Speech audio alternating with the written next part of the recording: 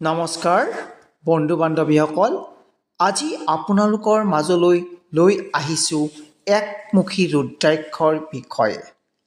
আমি মাথো আলোচনাহে কৰিম যে একমুখী ৰুদ্ৰাক্ষ আমাৰ বাবে কিমান উপযোগী।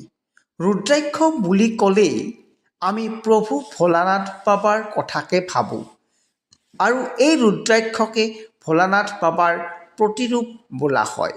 ৰুদ্ৰাক্ষ ভোলানাথ বাবাৰ প্ৰিয় অলংকাৰ তথা শক্তিৰ আধাৰস্বৰূপ। ৰুদ্ৰাক্ষ নানামুখী থাকে আৰু এই মুখী অনুযায়ী প্ৰতিটো ৰুদ্ৰাক্ষ নানা দেৱী দেৱতাৰ সমাৱেশ ঘটে, কিন্তু প্ৰতিটো মুখতেই ভোলানাথ বাবাৰ শক্তিৰ উপস্থিতি অনিবাৰ্য।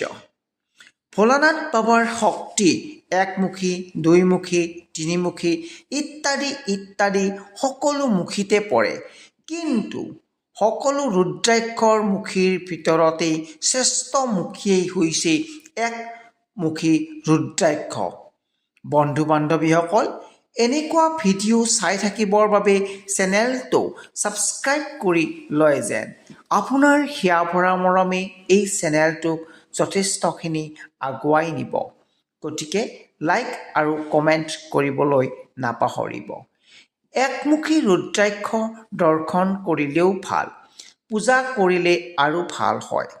আৰু যদি নীতি নিয়মৰ মাজেৰে একমুখী ৰুদ্ৰাক্ষ ধাৰণ কৰে, তেতিয়া আপোনাৰ সমস্ত বাধা আৰু সংকট দূৰ হয়, আপোনাৰ মনোবল বাঢ়িব, লগতে আপোনাৰ মাজত থকা আধ্যাত্মিক গুণসমূহ জাগৰিত হ'ব তথা আধ্যাত্মিক জ্ঞান আপোনাৰ বাঢ়িব। এই ৰুদ্ৰাক্ষ ধাৰণ কৰিলে আপোনাৰ আৰ্থিকভাৱে শক্তিশালী হৈ উঠিব। একমুখী ৰুদ্ৰাক্ষ সাধাৰণতে দুই প্ৰকাৰৰ হয়, গোলাকাৰ তথা অৰ্ধচন্দ্ৰকাৰ। আপুনি যদি পিন্ধি আছে বা আপুনি পিন্ধিব, তেনেহ'লে সোনকালে পিন্ধক। আপুনি সদায় ৰাতিপুৱা শুই উঠি আপোনাৰ গলতি হওক বা বাহুত থকা ৰুদ্ৰাক্ষক চুই প্ৰতিদিনেই ওম নমঃ শিৱায় মন্ত্ৰৰ দ্বাৰা সেৱা কৰিলে আপোনাৰ বহু বিপদ বিঘিনি আঁতৰ হ'ব। আপুনি যদি ভগৱান থকা বুলি বিশ্বাস কৰে আৰু ঈশ্বৰক পাব পাৰি বুলি বিশ্বাস কৰে, তেতিয়াহ'লে একমুখী ৰুদ্ৰাক্ষ ধাৰণ কৰক, কিয়নো ইয়াৰ জৰিয়তে ঈশ্বৰক পাব পাৰি। একমুখী ৰুদ্ৰাক্ষ সাক্ষাৎ শংকৰ বুলিব পাৰি। ই এক প্ৰাকৃতিক বিস্ময় মাত্ৰ।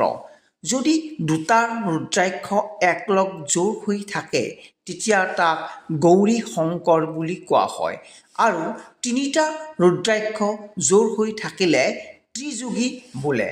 ত্ৰিযোগী তথা গৌৰী শংকৰ দেখিবলৈ পোৱা নাযায়, দুৰ্লভ হৈ পৰিছে।